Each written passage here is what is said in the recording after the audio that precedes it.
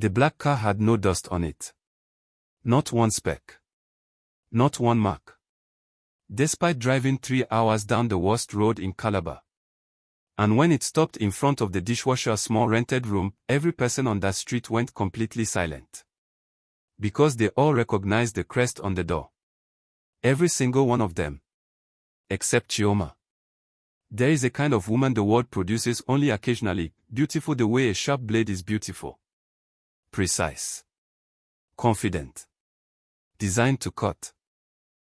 Chioma was that kind of woman. 26 years old. Born in Onitsha, raised in Lagos, living now in a busy neighborhood in Calabar where the streets smelled of smoked fish and pepper soup and the kind of ambition that never quite sleeps. She worked as a supervisor at a mid-level hotel, the Emerald Palace, where she managed staff, counted linens, and made sure the guest rooms were turned over before noon. She was good at her job. She knew it. Everyone knew it. But Chioma had a flaw that lived quietly beneath her confidence like a termite inside a beautiful wall. She judged people by what she could see. Not by what they were. Not by what they carried inside. By what they wore. What they drove. What neighborhood their phone number came from. By the shoes, always the shoes, worn or new, local or foreign, cheap or expensive. Her mother had warned her about this since childhood. Chioma, the river does not announce itself. It simply arrives. Chioma would smile and wave her hand. Mama, this is Lagos thinking. I live in the real world now. The real world. She would remember those words later. She would remember them for the rest of her life. It was a Tuesday in March when Emeka first arrived at the Emerald Palace. He came for the dishwasher position. He wore simple trousers, clean but worn at the knees. A plain white shirt. Local sandals with the kind of wear that said they had walked many roads. He carried no briefcase, no phone visible, no jewelry of any kind. He was quiet in the way that some men are quiet, not from shyness, but from a deep comfort with silence that most people never find. He was 30 years old. Medium height. Unremarkable face until you looked twice, and then something in the stillness of it made you look a third time. Chioma processed his application in 45 seconds. She did not look up once. Kitchen staff entrance is at the back. Report to Mama Ngozi at 5 a.m. Don't be late. He said, thank you. His voice was the kind of voice that arrives and stays low, unhurried, clear. Like a stone dropped into deep water. Chioma had already moved on to the next fire. But that was just the beginning. Within 2 weeks, every member of the kitchen staff had a quiet opinion about the new dishwasher. Mama Ngozi, who had worked the hotel kitchen for 19 years and had an instinct for people that she trusted more than her own 2 eyes, said simply, that one is not what he looks like. The other kitchen women agreed without being able to explain why. He worked harder than anyone. He arrived earlier. He left later. He never complained. He never gossiped. When the old generator broke during the Saturday rush and every other staff member panicked, Emeka walked calmly to the generator room, spent 8 minutes inside, and walked back out. The generator was running. Where did you learn that? The maintenance man asked, genuinely confused. I have done many things, Emeka said. And returned to his dishes. He ate alone. Always at the small staff table near the kitchen window, looking out at the street with an expression that was not lonely, not sad, not bored. Just watching. The way a man watches something he already knows the ending of. Chioma passed through the kitchen twice daily, morning check and evening check. Each time she would glance at Emeka, note his position, register him as present, and move on. He was kitchen staff.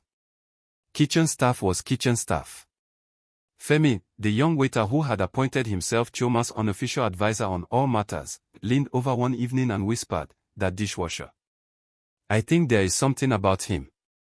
There is nothing about him, Chioma said, not looking up from her clipboard.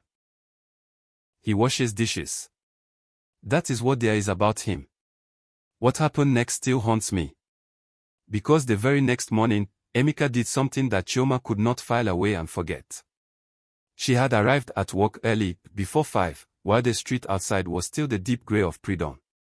She was struggling with the hotel's old supply ledger, which refused to balance by 47,000 naira, and she had been awake with it since 2 in the morning. She did not hear him approach. She did not hear him pull the chair beside her. She did not even register that he had sat down until he said quietly, "Column 14. You have entered the March detergent order twice." She looked up. Emeka sat beside her.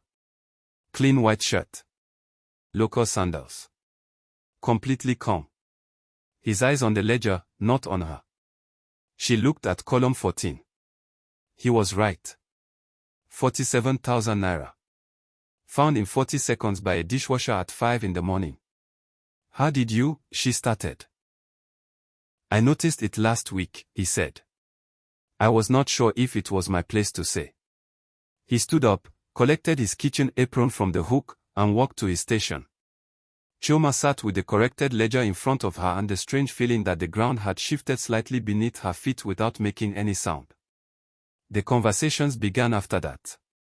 Not romantic, not yet. Practical. He would pass her desk and say something small. A note about a supplier's invoice that didn't match delivery, a suggestion about the linen rotation schedule that turned out to save the hotel 11,000 naira per month. Small things. Precise things. Things that a dishwasher had absolutely no business knowing. Chioma began paying attention. She began noticing details she had filtered out before. The way he spoke to guests who wandered into the service corridor. Not with the nervous deference of a junior staff member but with a calm, natural ease, the way a man speaks to equals. The way the hotel owner, Chief Bassi, who visited quarterly and barely acknowledged anyone below supervisor level, had paused on his last visit, looked at Emeka across the kitchen, and frowned slightly. Not with displeasure. With something closer to recognition. She filed that away. She began watching him the way she had never watched kitchen staff before. And the more she watched, the less he added up. His phone, the one time she saw it, was not a cheap device. She caught a glimpse of the screen. She could not identify the model but she knew expensive when she saw it. He put it away before she could look longer. His hands. She had assumed, without thinking, the way people assume, that a dishwasher's hands would be rough, cracked, worn by water and chemicals. Emeka's hands were none of those things. She told herself she was overthinking. He was kitchen staff. He washed dishes. That was the entire story. But then she made her mistake. Femi came to her one afternoon, eyes bright with the particular energy of someone carrying gossip they have decided is news. "The new dishwasher," Femi said.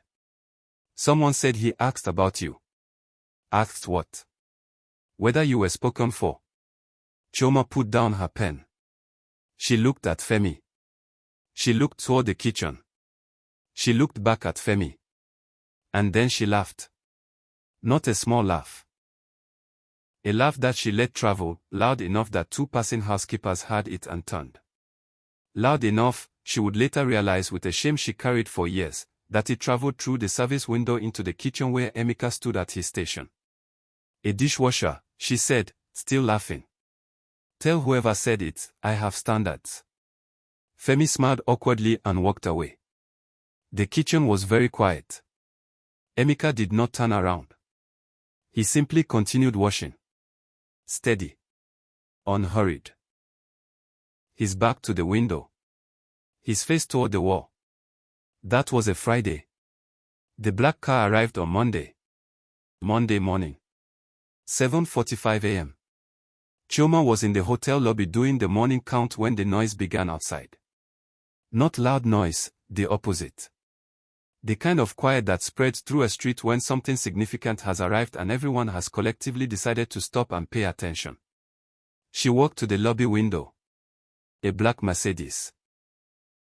The kind that does not exist in civilian hands in that part of Calabar, had stopped directly outside the hotel. Its engine was off. No dust on the body.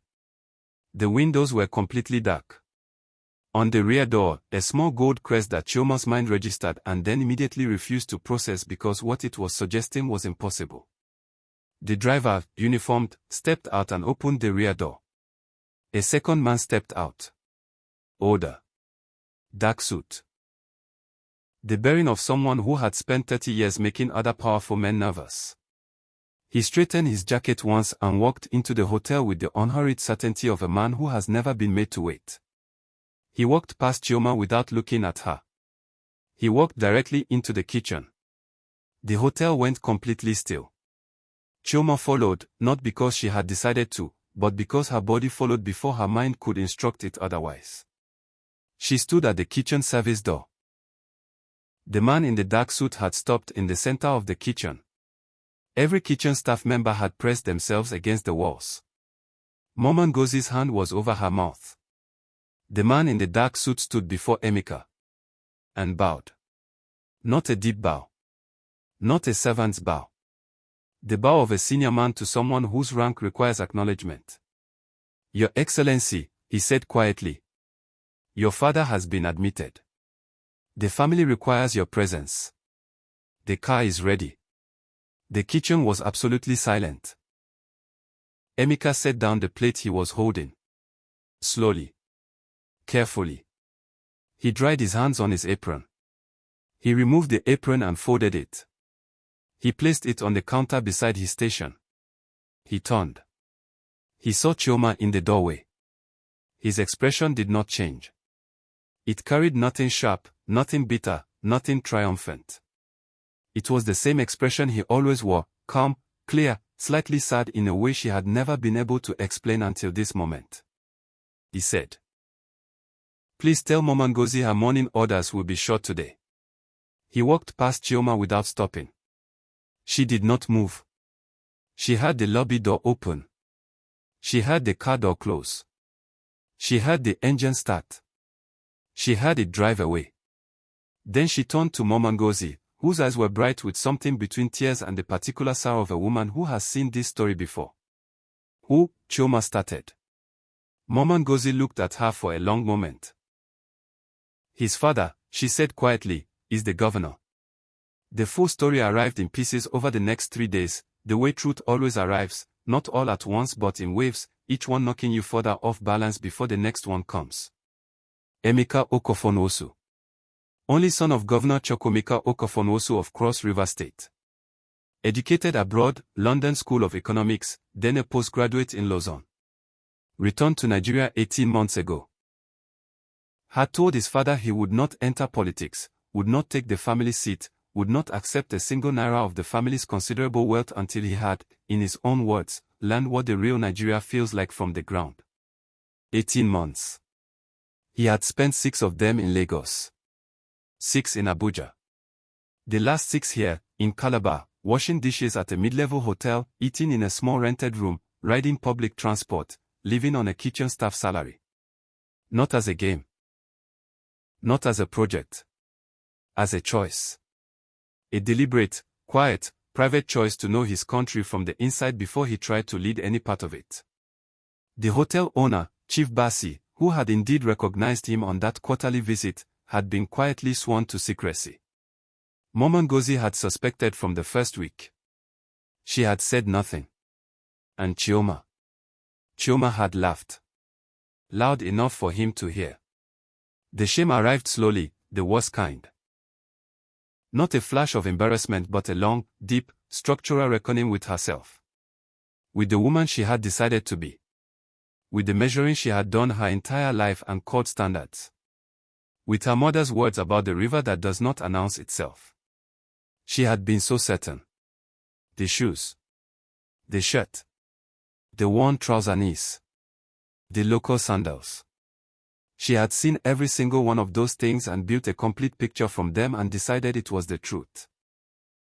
And she had been wrong in the most fundamental way a person can be wrong, not about facts, but about what facts mean.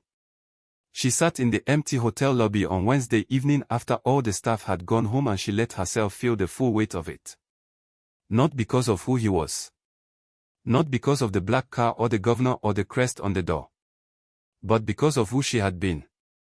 And the sound of her own laugh, traveling through a service window to a man who had only ever been kind to her. That sound. That was the thing she could not put down. Emeka did not return to the Emerald Palace. His father recovered, a cardiac episode, serious but not fatal. The family released a brief statement. The news cycle moved on. Chioma heard through Femi, who heard through sources Femi always refused to name, that Emeka had eventually joined his father's administration. Not as an heir being installed. As a junior policy advisor, starting from the lowest rung, insisting on earning each level. Exactly as you would expect from a man who spent 6 months washing dishes to understand the world he wanted to serve. Chioma requested a transfer to the Lagos branch of the hotel group 4 months later. She got it. Before she left, she did something she had not planned to do. She sat down at the small staff table near the kitchen window, Emeka's table, and she stayed there for a long time. Looking out at the street the way he used to look at it. She was trying to see what he saw. She is still learning. I didn't understand it then, but I do now. Some people carry their entire story in full view, on their face, in their clothes, in the car they drive and the phone in their hand. You can read them like a billboard. And some people, the rarest kind, carry their story somewhere you cannot see it unless you slow down, sit down, and stop assuming you already know. Chioma had never learned to slow down. Emeka had spent 18 months learning nothing else. The ancestors teach us this. Do not measure a river by its banks. Measure it by its depth. In every generation, Africa produces men and women of extraordinary substance who walk quietly among us, not because they are hiding, but because they understand that the loudest thing in the room is rarely the most valuable. Chioma's mistake was not unusual. It is perhaps the most human mistake of all, to look at the surface and believe you have seen the whole. We do it every day. On the street. At work. In the market. In the church. At the bus stop. We look at shoes and decide futures. We look at clothes and write entire stories. We look at positions and assign worth. And in doing so, we walk past rivers. We dismiss the deep ones. We celebrate the shallow ones that make noise. We laugh, sometimes loud enough for our own judgment to hear us, and we call it standards. Africa has always known the truth that the modern world keeps forgetting. A man's value is not in what he carries on the outside. It is in what he refuses to put down on the inside. Emeka could have won the name. He chose to earn it first. That is the kind of person worth knowing. That is the kind of person worth becoming. Look deeper. Always look deeper. If this story stirred something real inside you, if it made you think about the way you see the people around you, then you already know what to do. Subscribe to our channel. A new